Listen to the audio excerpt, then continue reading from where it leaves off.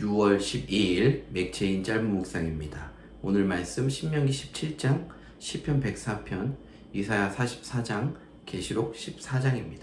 오늘은 영원을 사모하는 마음이라는 제목으로 짧은 묵상을 나누겠습니다. 사람들이 초월자 혹은 절대자에 대한 마음을 갖는 이유가 무엇일까요?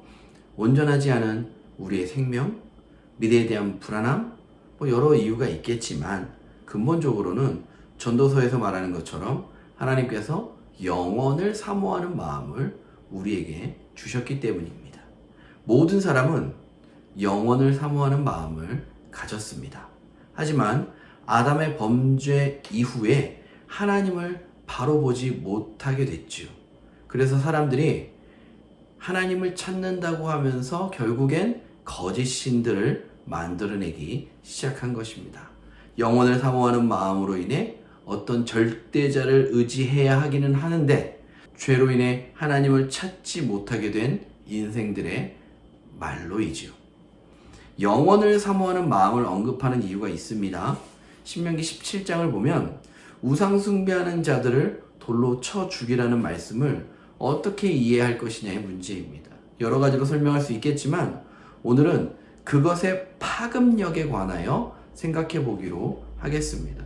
모두에게 영원을 사모하는 마음이 있기 때문에, 그리고 범죄한 인간의 마음 가운데 비록 회심했다 할지라도 여전히 죄성이 남아있기 때문에 하나님이 아닌 다른 것들에 관심을 가지게 됩니다.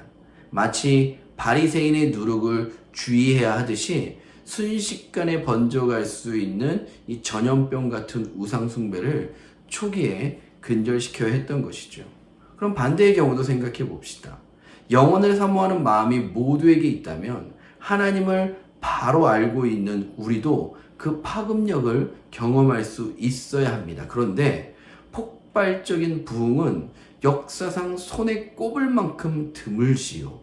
우상 숭배에 빠지는 일은 그렇게 쉽게 그리고 자주 일어나는데 하나님의 부흥을 경험하는 것은 내 인생에 한 번 있을까 말까 한 그 이유가 무엇일까요?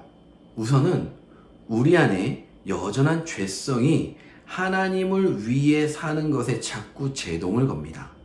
결국 이 땅에서 온전히 해결할 수 없는 그 죄의 문제가 근원이 되는 것이지요. 연관지어서 하나님으로 사는 것보다 세상으로 사는 것이 더 생동력이 있고 가치 있다고 많은 사람들이 생각하고 있기 때문입니다. 그러므로 우리가 하나님의 나라 부흥을 위해 우선적으로 경험하고 고백해야 할 것이 있다면 바로 이 말씀입니다. 이사야 44장 3절입니다. 나는 목마른 자에게 물을 주며 마른 땅에 시내가 흐르게 하며 나의 영을 내 자손에게 나의 복을 내 후손에게 부어주리니 그들이 풀 가운데에서 솟아나기를 시냇가의 버들같이 할 것이라. 어제 주일 설교 때도 말했듯이 결국 생명의 근원 되시는 분이 하나님임을 깨닫고 그 하나님을 믿고 고백할 수 있어야 한다는 것입니다. 내 안에서, 그리고 내 가족, 우리 교회, 여기에도 누룩처럼 퍼지는 그 하나님의 나라를 경험하고자 한다면 그 시작은 모든 것의 근원이 되시는 하나님을 알고 그 하나님 말씀에 오늘 순종하는 삶이 필요한 것입니다. 앞뒤 가리지 말고 무슨 대단한 순종을 계획할 필요 없이 어깨 가볍게 오늘 깨닫게 하시는 그 말씀에 순종한다면 뒷일은 하나님께서 감당하실 줄 믿습니다.